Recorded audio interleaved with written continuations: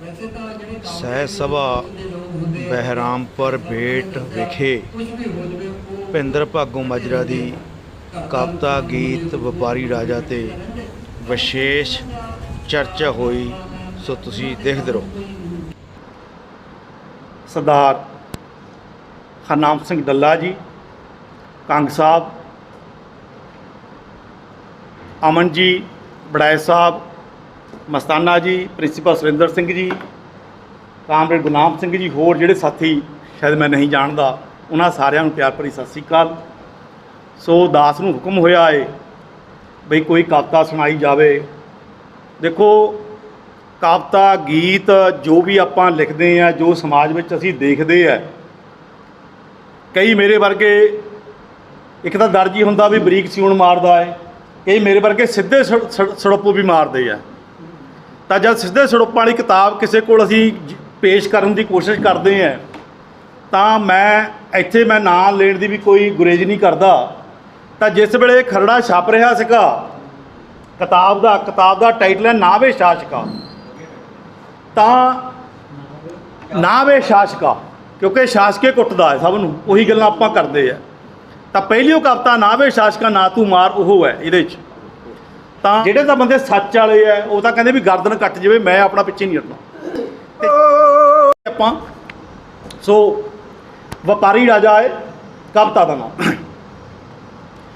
ਹੱਥ ਜੋੜ ਕੇ ਸੇਵਾ ਮੈਂ ਕਰਨ ਆਇਆ,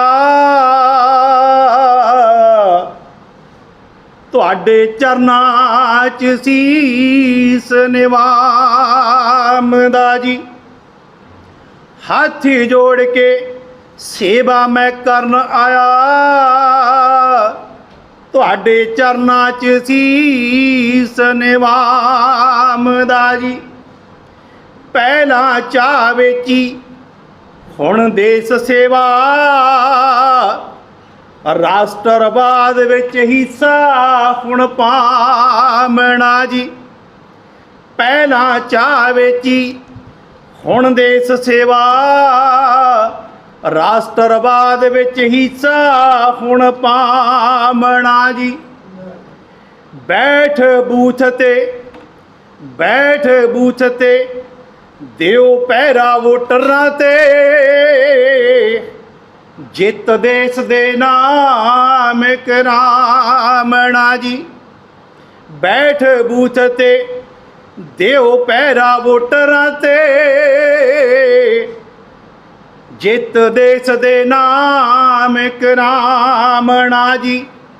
ਮੇਰੀ ਜਿੱਤ ਹੋ ਜੂ, ਤੁਸਾਂ ਦੀ ਜਿੱਤ ਹੋ ਜੂ, ਮੇਰੀ ਜਿੱਤ ਹੋ ਜੂ, ਤੁਸਾਂ ਦੀ ਜਿੱਤ ਹੋ ਜੂ।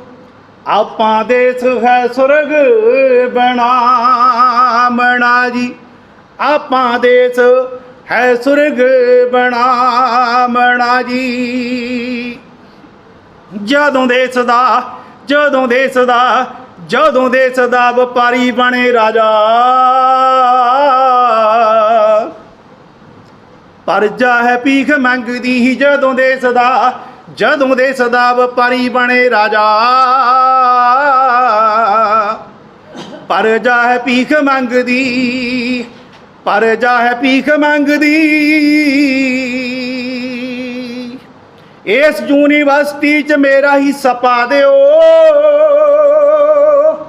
ਉਸ ਯੂਨੀਵਰਸਿਟੀ ਨੂੰ ਬਾਬੇ ਨਾ ਕਰਾ ਦਿਓ, ਬਾਬੇ ਨਾ ਕਰਾ ਦਿਓ। ਇਸ ਯੂਨੀਵਰਸਿਟੀ 'ਚ ਮੇਰਾ ਹਿੱਸਾ ਪਾ ਦਿਓ, ਉਸ ਯੂਨੀਵਰਸਿਟੀ ਨੂੰ ਬਾਬੇ ਨਾ ਕਰਾ ਦਿਓ, ਬਾਬੇ ਨਾ ਕਰਾ ਦਿਓ। ਐਸ਼ ਕਰਾਂ ਤੇ ਮੈਂ ਪੀਂਦਾ ਰਹਾ ਮਜ਼ਾ, ਪਰਜਾ ਹੈ ਭੀਖ ਮੰਗਦੀ। ਜਿਹੜੇ ਦੇਸ਼ ਦਾ ਵਪਾਰੀ ਬਣੇ ਰਾਜਾ, ਪਰਜਾ ਹੈ ਭੀਖ ਮੰਗਦੀ। ਕੋਲ ਭਿੰਦਰ ਭਾਗੋ ਮਾਜਰਾ ਜੀ ਪਹਿਲੀ ਵਾਰ ਆਏ, ਕਿਸੇ ਜਾਣ ਪਛਾਣ ਦੇ ਮੁਹਤਾਜ ਨਹੀਂ ਹੈਗੇ। ਵਧੀਆ ਪੱਤਰਕਾਰੀ 'ਚ ਅੱਛਾ ਕੰਮ ਹੈ ਇਹਨਾਂ ਦਾ। ਮੈਂ ਹੁਣ ਰਚਨਾ 'ਤੇ ਗੱਲ ਕਰਦਾ ਜੀ।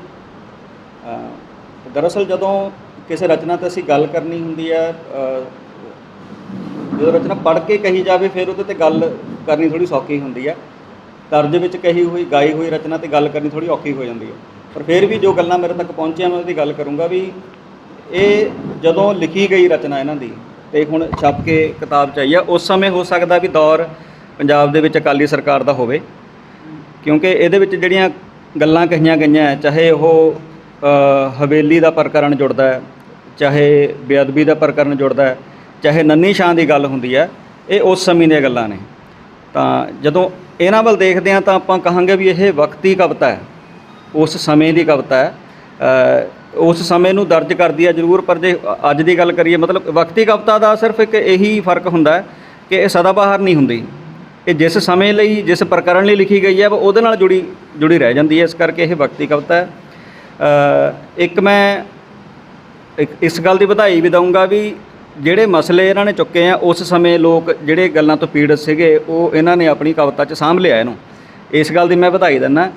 ਤੇ ਜਿਹੜੇ ਭੱਗ ਮਾਜਰਾ ਸਾਹਿਬ ਮੈਂ ਕੁਝ ਸੁਝਾਅ ਦੇਣਾ, ਉਹ ਸੁਝਾਅ ਇਹ ਆ ਵੀ ਜੇ ਤੁਸੀਂ ਜਦੋਂ ਗਾ ਕੇ ਕਿਹਾ ਤਾਂ ਸੁਝਾਅ ਆਇਆ, ਜੇ ਪੜ੍ਹ ਕੇ ਕਰਦੇ ਸ਼ਾਇਦ ਸੁਝਾਅ ਨਾ ਆਉਂਦਾ, ਕਿਉਂਕਿ ਜਿਹੜੀ ਤੁਹਾਡੀ ਇਹ ਤਰਜ਼ ਹੈ ਇਹ ਵਿਸ਼ਾ ਸੰਜੀਦਾ, ਤਰਜ਼ ਖੁਸ਼ੀ ਵਾਲੀ ਭੰਗੜੇ ਵਾਲੀ ਹੈ ਵੀ ਜਦੋਂ ਵਿਸ਼ਾ ਸੰਜੀਦਾ ਹੋਵੇ ਨਾ ਉਦੋਂ ਫਿਰ ਤਰਜ਼ ਵੀ ਆਪਾਂ ਨੂੰ ਕੋਈ ਇਹੋ ਜਿਹੀ ਫੜਨੀ ਚਾਹੀਦੀ ਹੈ, ਟਿਊਨ ਇਹੋ ਜਿਹੀ ਫੜਨੀ ਚਾਹੀਦੀ ਹੈ ਜੇ ਉਹ ਜ਼ਿਆਦਾ ਅਸਰ ਕਰੇਗੀ, ਹੈ ਨਾ। ਕਿਉਂਕਿ ਜੇ ਇਹਦਾ ਗੀਤ ਬਣਾਇਆ ਜਾਵੇ, ਰਿਕਾਰਡ ਕਰਿਆ ਜਾਵੇ, ਇਹ 'ਚ ਢੋਲ ਵੱਜੂਗਾ, ਗੱਲ ਸੰਜੀਦਾ, ਗੱਲ ਦੁੱਖਾਂ ਦੀ, ਗੱਲ ਪੀੜਤਾਂ ਦੀ ਹੋ ਰਹੀ ਆ, ਹੈ ਨਾ, ਉਹਨੂੰ ਫਿਰ ਨੱਚ ਕੇ ਨਹੀਂ ਕਹਿ ਸਕਦੇ, ਗਾ ਕੇ ਨਹੀਂ ਕਹਿ ਸਕਦੇ। ਇਹ ਮੇਰੇ ਵੱਲੋਂ ਸੁਝਾਅ ਹੈ ਵੀ ਇਹ ਕਾਰਪੋਰੇਟ ਮਤਲਬ ਜਿਹੜਾ ਰਾਜਾ ਸ਼ਾਹਦਾਨ ਗੱਦੀ 'ਤੇ ਬੈਠਦਾ, ਜੇ ਉਹ ਸਰਮਾਏਦਾਰੀ ਪੱਖੀ ਹੈ, ਕਾਰਪੋਰੇਟ ਪੱਖੀ ਹੈ, ਅਤੇ ਉੱਥੇ ਫਿਰ ਪਬਲਿਕ ਦਾ ਨਾਸ਼ ਹੁੰਦਾ ਹੀ ਹੁੰਦਾ।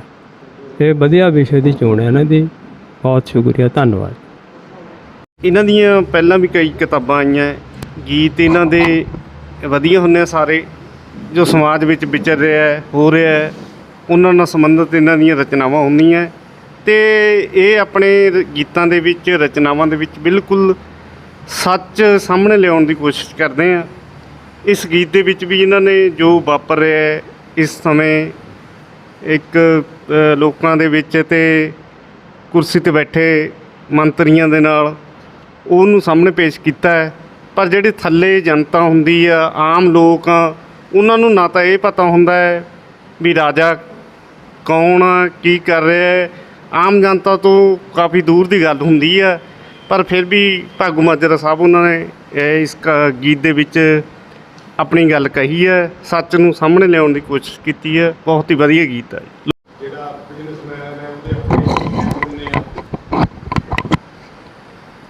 ਅਤੇ ਉਹਦੇ ਵਿੱਚ ਜਿਹੜੀ ਪਬਲਿਕ ਹੈ ਉਹਦਾ ਕੋਈ ਲੈਣ ਦੇਣ ਨਹੀਂ ਹੁੰਦਾ, ਇਸ ਕਰਕੇ ਉਹ ਆਪਣੇ ਹਿੱਤਾਂ ਨੂੰ ਪਹਿਲ ਦੇ ਆਧਾਰ 'ਤੇ ਰੱਖ ਕੇ ਜੋ ਫੈਸਲੇ ਲੈਂਦਾ ਹੈ, ਉਹ ਉਹਨਾਂ ਦੀ ਗੱਲ ਬਿਲਕੁਲ ਸੱਚੀ ਹੈ ਕਿ ਉਹ ਵਾਕਈ ਜਿਹੜੀ ਪਰਜਾ ਹੈ ਉਹ ਫਿਰ ਭਿਖਾਰੀ ਹੀ ਬਣ ਕੇ ਰਹਿ ਜਾਂਦੀ ਹੈ। ਸੋ ਉਹਨਾਂ ਨੇ ਕਾਫੀ ਸਾਰੇ ਜਿਹੜੇ ਮੁੱਦੇ ਆ ਉਹਨਾਂ ਦੀ ਗੱਲ ਕੀਤੀ ਹੈ, ਬਹੁਤ ਸਾਰੇ ਜਿਹੜੇ ਅਖਬਾਰਾਂ ਦੀਆਂ ਸੁਰਖੀਆਂ ਬਣਦੇ ਰਹੇ ਆ ਉਹ ਸਾਰਾ ਇਹਨਾਂ ਵਿੱਚ ਕਵਰ ਕੀਤਾ ਹੈ, ਔਰ ਬਹੁਤ ਸੋਹਣਾ ਜਾਣੀ ਬੜਾ ਤਰੰਨੁਮ ਔਰ ਬੜਾ ਆਨੰਦ ਆਇਆ ਸਾਨੂੰ ਸੁਣ ਕੇ, ਔਰ ਬਹੁਤ ਬਹੁਤ ਮੁਬਾਰਕ, ਵਧਾਈ ਜੀ। Thank you.